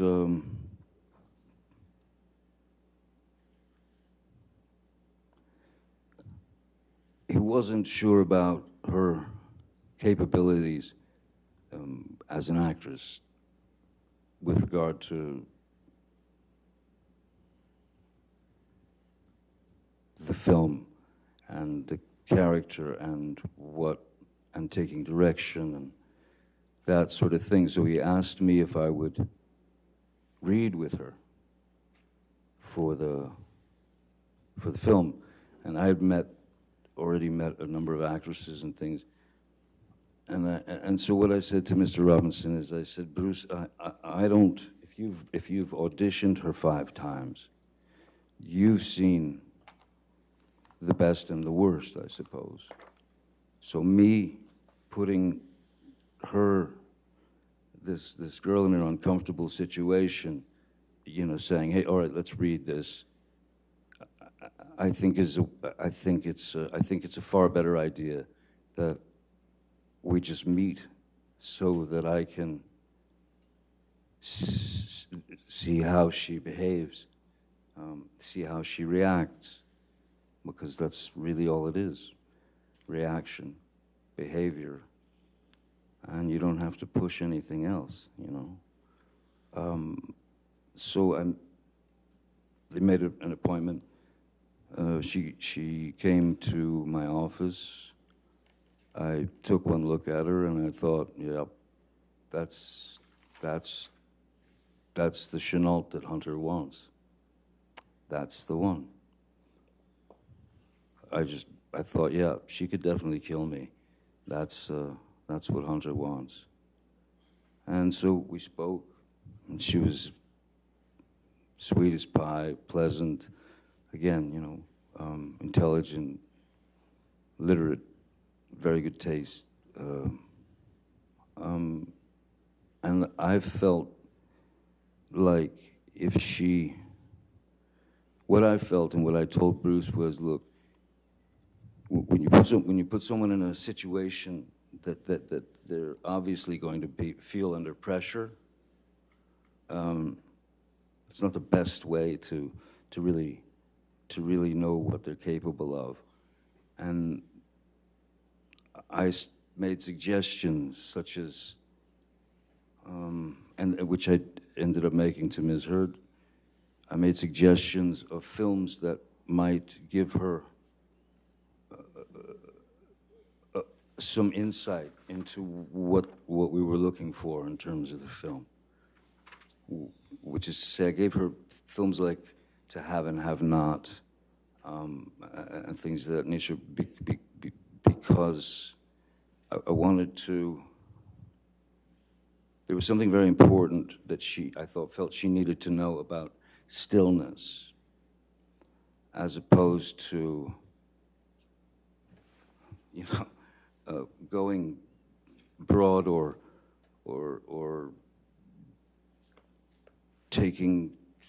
acting a little too much. So I felt like I could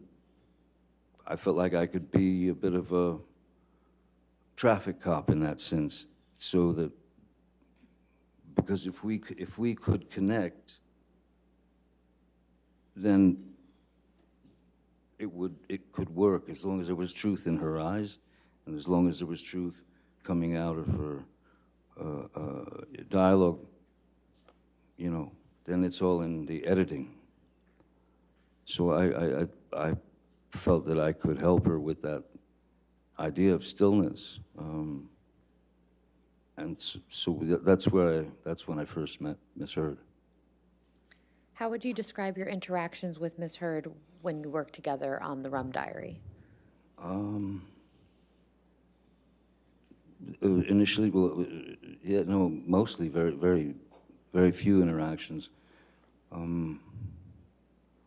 I remember there was a time, I wasn't working that day, but I was producing, you know, one of the producers of the film, and it was a scene from the book that was, it was a scene where Ms. Heard's character was in a nightclub, and we're amongst the locals, and she's very drunk, and everybody's very drunk, and she ends up dancing with a few of the local, like one of the local guys and stuff, and then the other local guys start to sort of close in on her. In the book and in the screenplay, as it was written, there was a requirement for nudity for the part, and I was on set the day that they were shooting that, and as I was watching the crowd coming in on her, I realized, you know what? Because I would check on Ms. Heard and say, "Are you all right? Are you sure you're okay? Because this is, you know," she was like, "No, I'm fine, fine, fine." But I realized that with the crowd surging in towards her, that we wouldn't have to do the nudity.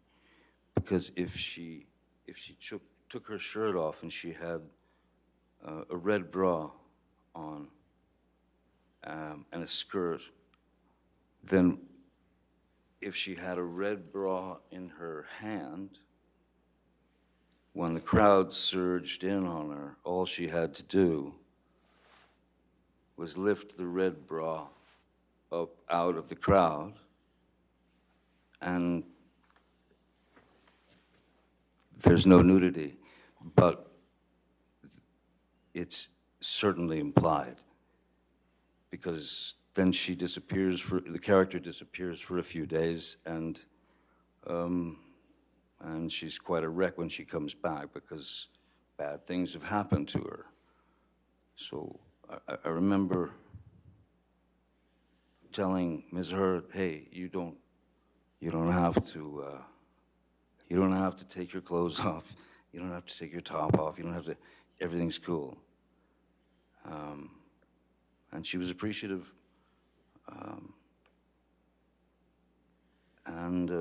But other than that, we didn't really have much interaction until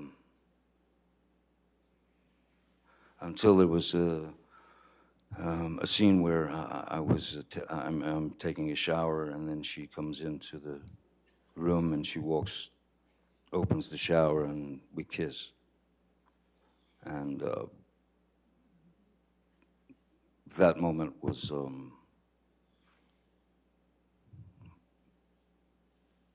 it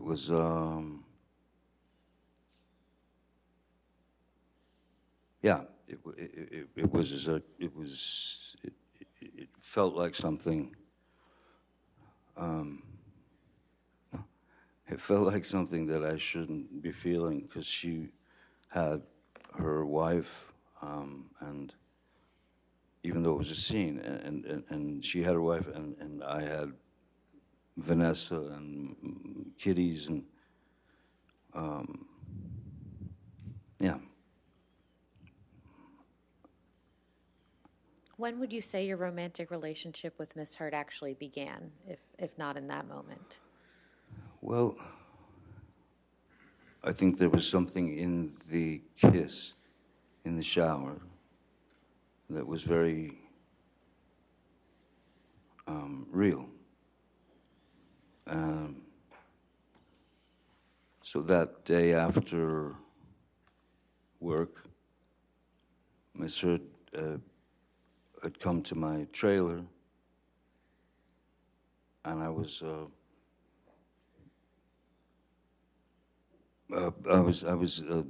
just sitting there listening to actually old blues stuff, and we had a glass of wine, and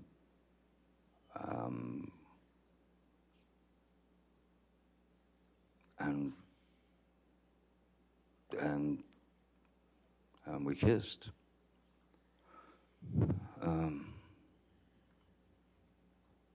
And at that point, my trailer was the only trailer in the parking lot.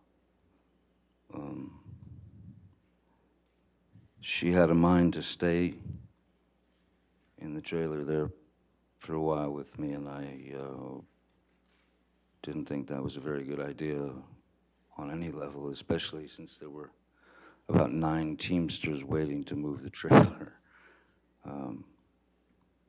And then that was that until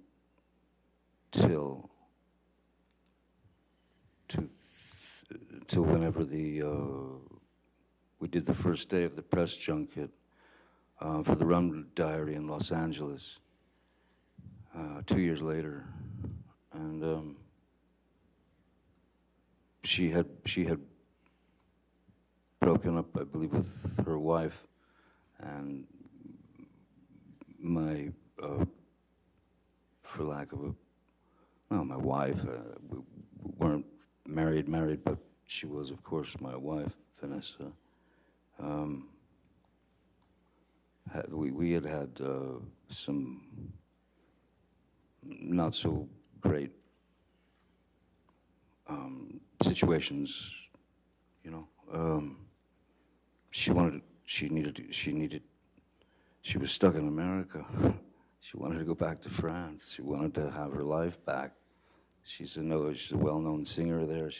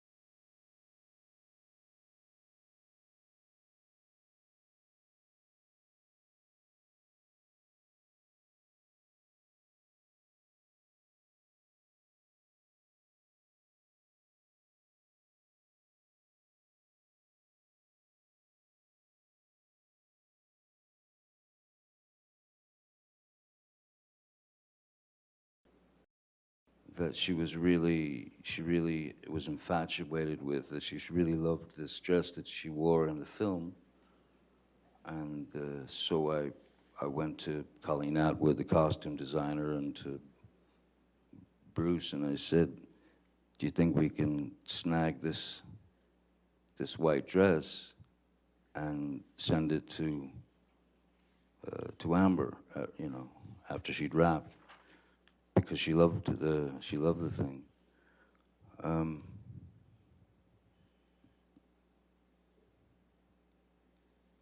I remember talking to her, I think, then, but briefly.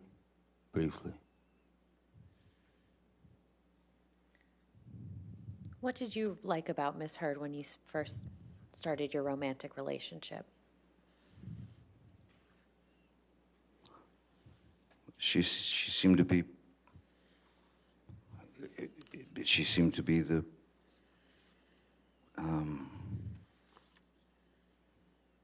She seemed to be the perfect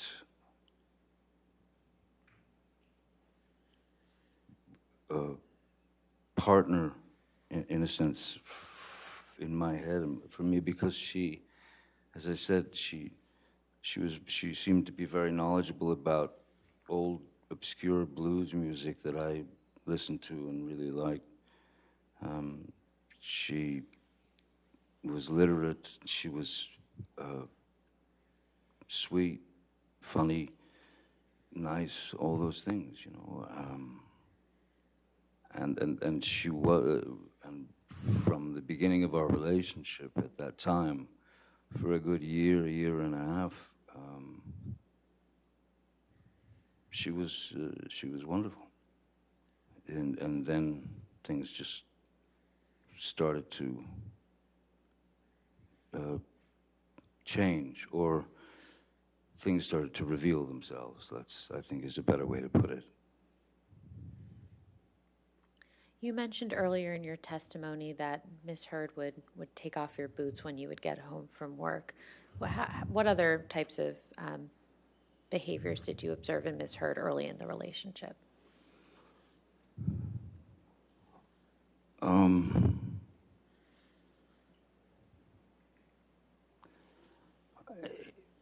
Little things that you would kind of, that it would just, you'd question in the back of your mind, you know, if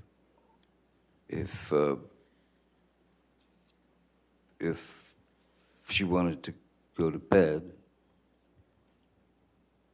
I'd say, oh, well, I can't sleep, you know, right now. And rather than go and just lay in a bed and stare at the ceiling, I would say, you know, I'll just watch, I'll be either watching TV or hanging out. And that was just not acceptable. Just not acceptable. It would stir up some rather unusual reactions from her. I didn't understand why as a 50-something-year-old man, was not allowed to go to sleep when I wanted to, as opposed to when she wanted to. It started out with little things like that. And again, they just, they eventually, they just, I suppose like anything, if they're allowed to continue, then they are allowed to grow. They're allowed to blossom into whatever they're going to become. What were you and Miss Heard's nicknames for each other? I called her Slim. Why is that? I called her Slim because of the film that I had given her to watch, like in terms of stillness, was Lauren Bacall and Humphrey Bogart. And I called her Slim, and she called me Steve, which was Lauren Bacall's and Humphrey Bogart's nicknames for each other in the film. That was their names in the film. And it you know, it wasn't lost on me the fact that there was an age difference, and that my God, when when Humphrey Bogart and Lauren Bacall, that's when they met on that film. He was 45 years old and she was 19, and they stayed together until, well, for many years, until Bogart passed away. So, yeah, there was a kind of a joke, not joke, but just, yeah, I acknowledge the fact that I was the old craggy bogey and she was this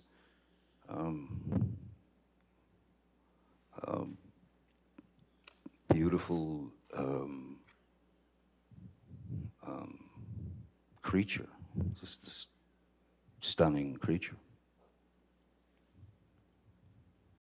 When did you first meet Miss Heard's parents? I first met Miss Heard's parents when they had come out to Los Angeles, I believe, and yeah, and I feel like that I met them. I think they came to my place, to my studio, and they were two completely opposite end of the spectrum people. Paige was she was an angel. She was an angel, and I loved her very much. I loved her instantly, and we had a very good relationship. Her father, David, was the opposite end of that. He was this outrageous kind of, almost like a cartoon cowboy, you know. And he was, the initial thought, I mean, my initial kind of definition for David would have been rascally, like a rascal, you know. But I loved, I mean, I grew to love them both very much, as well as her sister Whitney.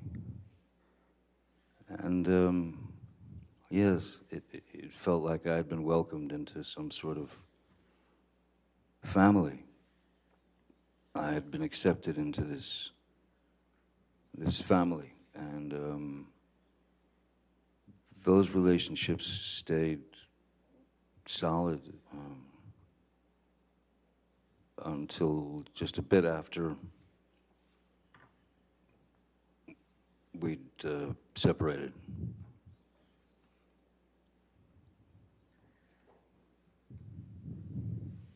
How often did you spend time with Miss Heard's parents during your relationship with Miss Heard? Quite a lot.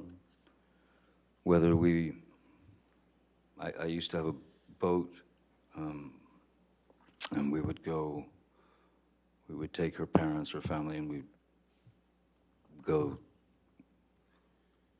sail the boat, and drop anchor at the island, and we would spend a week, 2 weeks, whatever, on the boat on the island. Also, they would come to Los Angeles quite a bit. We also would go to Austin here and there to see them, visit them. Every year we would, on their anniversary,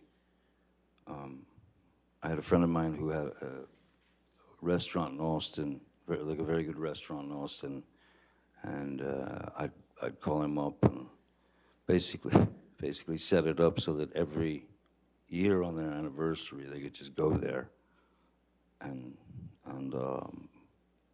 they'd be taken care of, and there would be no bill, so they could just celebrate. And I think one of the things we did was, yes, we would try to order them car so that they could drink.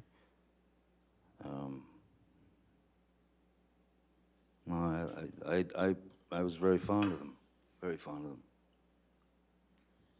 Now, you mentioned Miss Heard's sister, Whitney. When did you first meet Whitney? I don't remember exactly when I met Whitney the first time, but I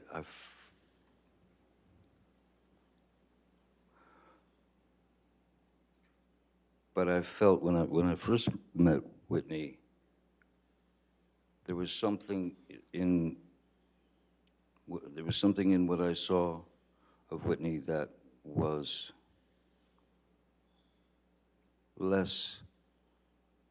much less confident than Amber, much more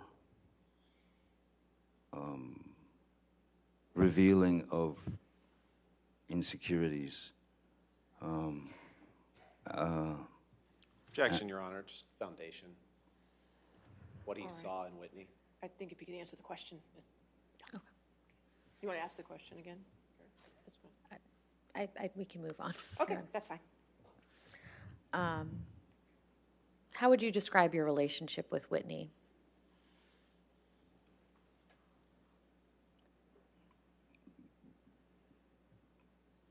Great. I mean, fantastic. I called her sis. I loved her, I had always felt something, I'd always felt like Whitney had missed out on something. Same objection. All right. We can move on. Okay, thank you. Where was Whitney living when you and Miss Heard first started your relationship? She was living with her then boyfriend, Sean Krajewski. Was this in the same, where was Miss Heard living when you first started your relationship? Miss Heard had informed me that she just moved to a new place on Orange Avenue. What city is that in? Los Angeles, sorry, yeah. And was Whitney also living in Los Angeles? Whitney was living in Los Angeles, yes, with Sean Krajewski and, yeah. So how often would you see Whitney when you and Miss Heard were in a relationship? Oh, a lot. Whitney would come over all the time with her boyfriend for dinners and such. Miss Heard always liked having people over, for dinner parties and social kind of events at her place. Have you ever done any drugs with Whitney? Yes, How often would you do that? with Whitney. Yes, with Whitney. Maybe three times, maybe twice, 3 times.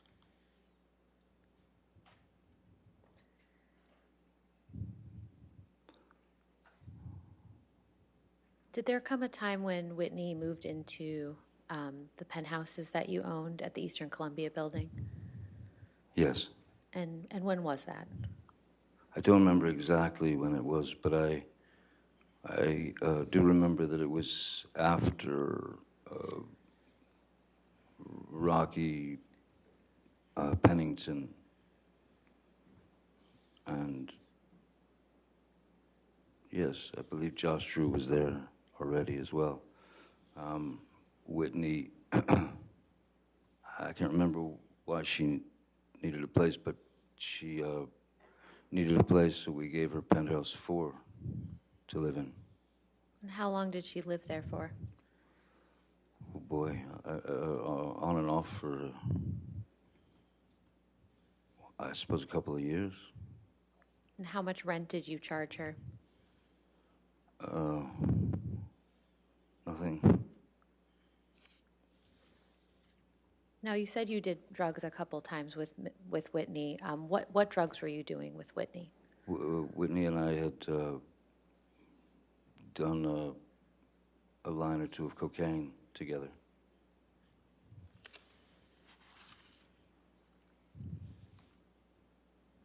When did you start getting introduced to Miss Heard's friends after you started your relationship with her?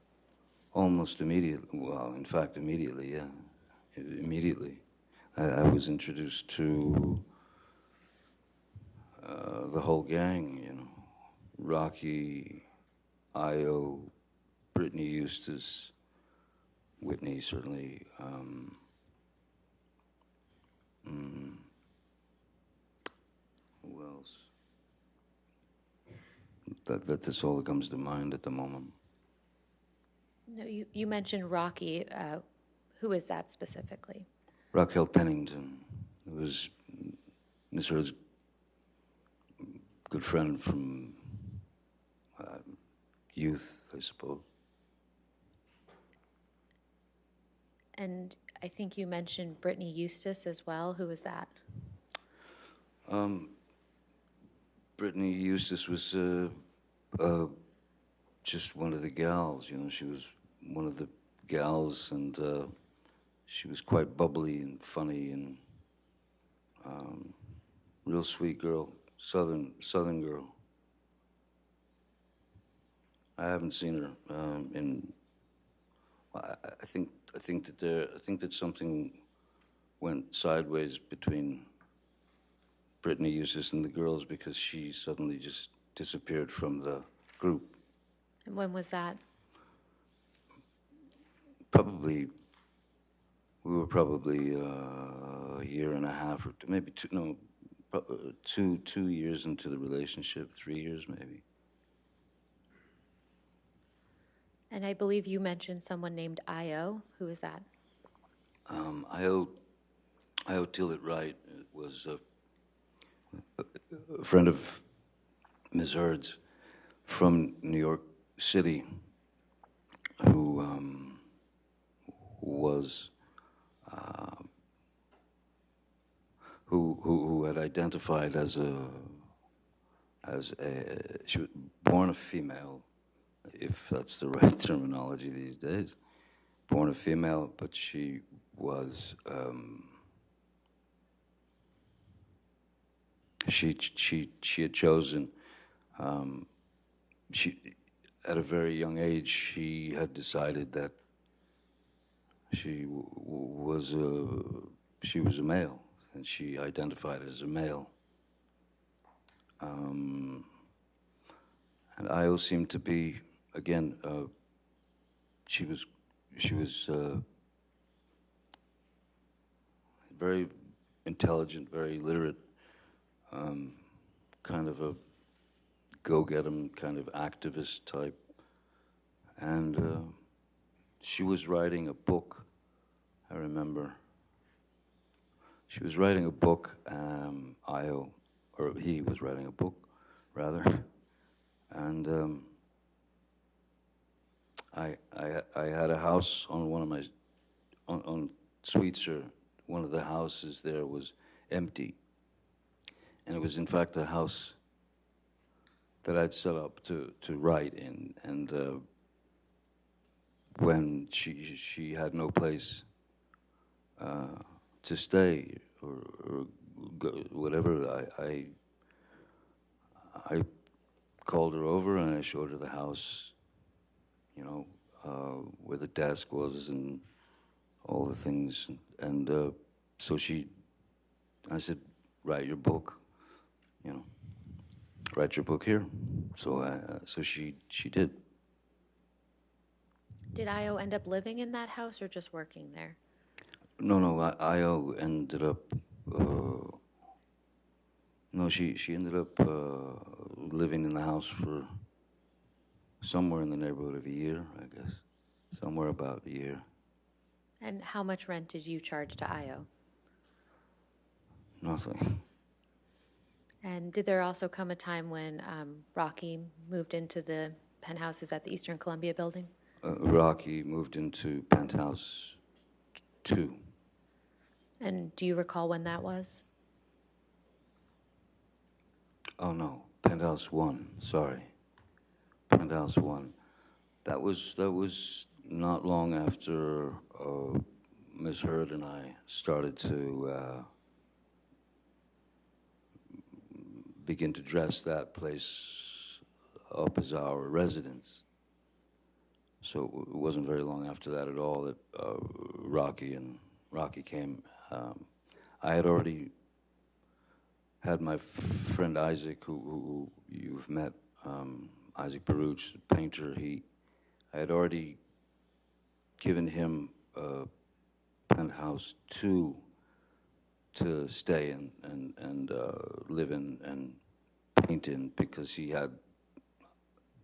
just come back from Florida and his mom had passed away, and I think he had about $3 in his pocket. So I gave him the penthouse and asked him if he had enough paint, and so he lived there. Why did Rocky move into the penthouses? Objection, foundation, I'll overrule foundation. and hearsay. The question potentially calls for hearsay. I'll overrule that for the moment. Go ahead. Go ahead, Mr. Depp. Why did, sorry, what was it again? Why did Rocky end up moving into the penthouses? Well, she ended up moving into the penthouses.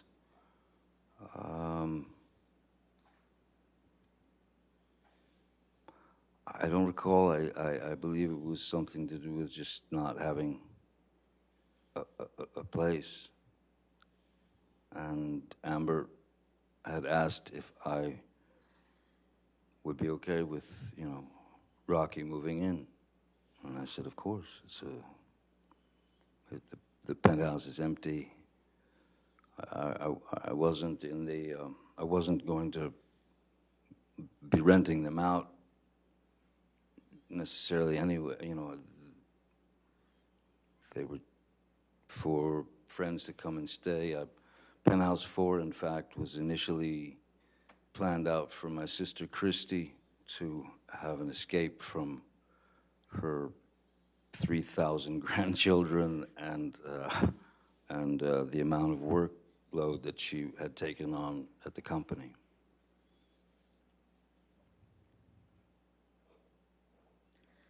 How long did Miss Pennington end up staying in the penthouses? Longer than I did. And how much rent did you charge to Miss Pennington? Nothing. Did anyone live with Miss Pennington in the penthouses? Yes, her fiance or boyfriend and fiance Josh Drew. And then at a certain point, I learned that there was another female living there who I wasn't sure who that was. I didn't know who that was. It was because there were 2 bedrooms, and so she had invited a friend to move in. But I met that person very briefly a while after they'd already been living there. Are you at a good breaking point? I think just wanna this is a make sure. good Okay, stopping point. That's fine. All right, ladies and gentlemen, it is 5 o'clock, so we'll go ahead and break for the evening. Again, do not discuss the case with anybody and don't do any outside research, okay? And we'll see you in the morning. at 10 a.m., all right? Thank you. You're excused for the day. Thank you.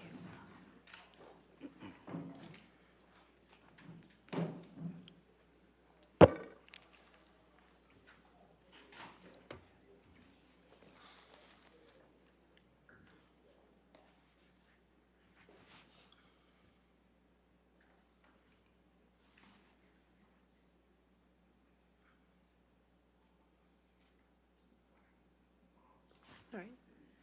And again, sir, since you're in the middle of your testimony, did not discuss your testimony with anybody to include your attorneys this evening, okay? All right, you can stand down if you'd like. Okay, thank you. All right, is there any other matters for this evening? Sure, sure.